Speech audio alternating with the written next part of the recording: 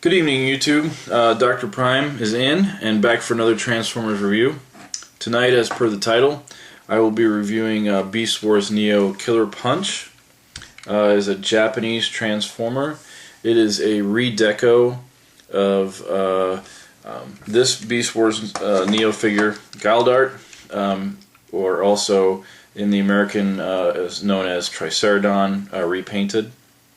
It's basically a very similar mold. There's some minor differences. On the back is kind of a slightly different mold than on this figure, and the head is clearly different on those. On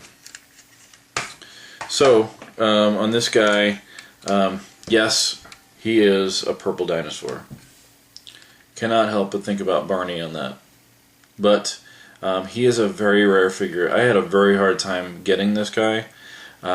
You can find him. He's not like absent, but you know, he was really expensive, and I didn't want to pay a ton of money for him. But it took me a year to find one at a reasonable price, and it was loose and in good condition. I'll briefly show you the card that comes with many of the Japanese figures. They have a very cool pose on there of the figure, and on the back of the card there are the tech specs. It's all in Japanese. I don't know what that is, but this guy has pretty good tech specs. The lowest one is a 6 in any one category, whatever those categories may be. So this is a very cool redeco. His name is Killer Punch, and I did a search on YouTube to see if anyone had did any review on this guy yet, since he's so rare, and I didn't do an exhaustive search, but I couldn't find one out there, so this may be a first. I don't know. So basically I'll start out with his gimmicks and his beast mode. Basically he does, his head will shoot off, and there's this little tab, this red tab you can see back here. You just press it and his head shoots off there. And he does kind of have actually a second head. This is actually the top of his mouth, and it really doesn't look like anything normal, but he does have an eye and sort of a beak, and if you turn it around, there's this Predacon symbol, or in Japanese, as they say, it's Destrons, and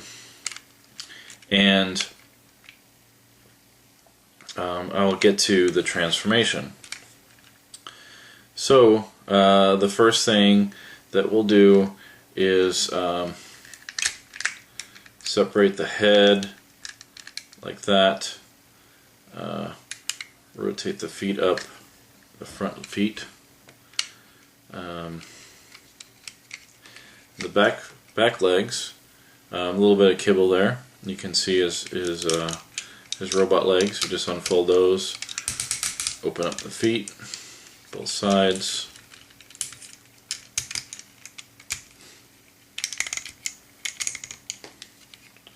Like so. Then you can see here these panels. We'll open those up on both sides.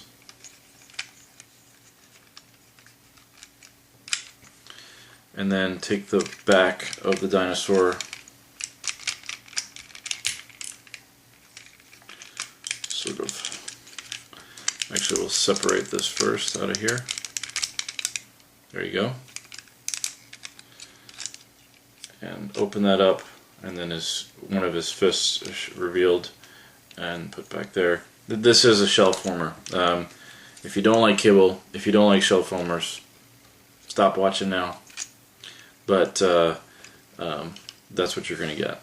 So anyway, I'll continue on. Basically, we'll put the head down there. And rotate the tail back out of the way. rotate the legs at the hips down like so, and then these panels on the sides, we're going to rotate them 180 degrees on both sides. And then take the robot hips here, and we'll push those together and they lock in.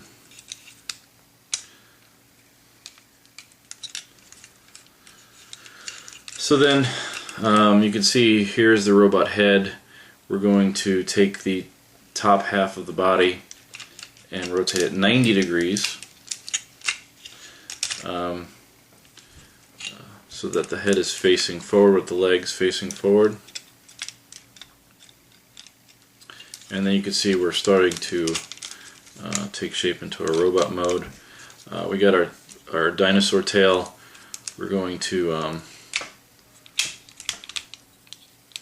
actually, before we do that, we want to take out the back of the tail, which becomes a sword. If we can get it out, there we go.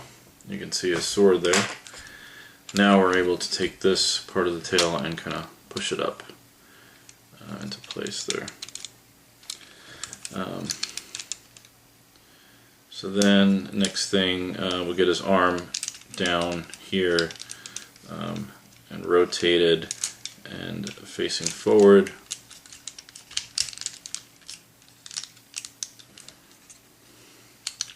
As well as this one, we'll rotate it around. Actually, the whole arm will, at the shoulder, will rotate. And then we'll get that, and that becomes one of his hands.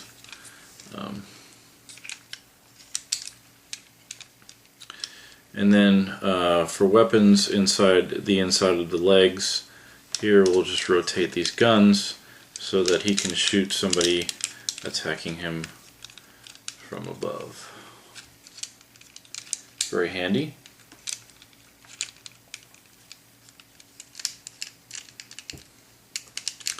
So there you have Killer Punch in his robot mode. And now we'll show you the weapons.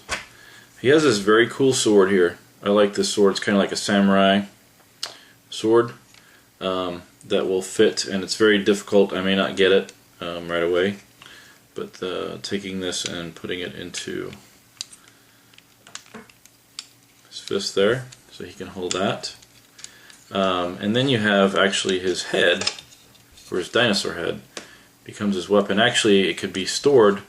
There's a hole or post. I'm sorry, a port, and there's a post there on the back of the skull, and you can store it back here. It looks very cool, actually. Very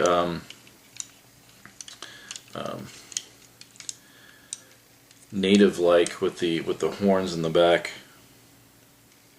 This is very cool.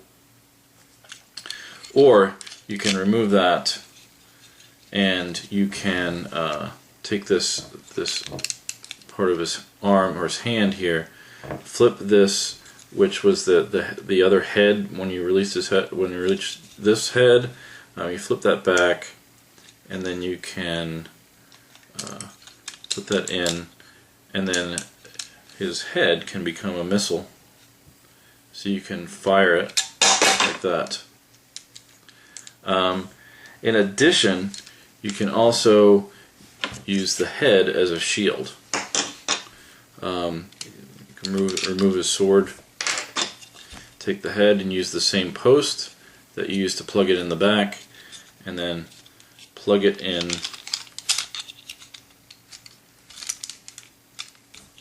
to this fist here.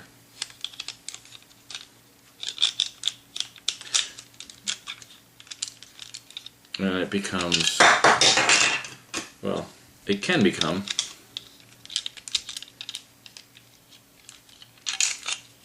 a shield. Now, you can see me fiddling around here. The major drawback to this figure is that there is a lot of kibble. Tons of kibble.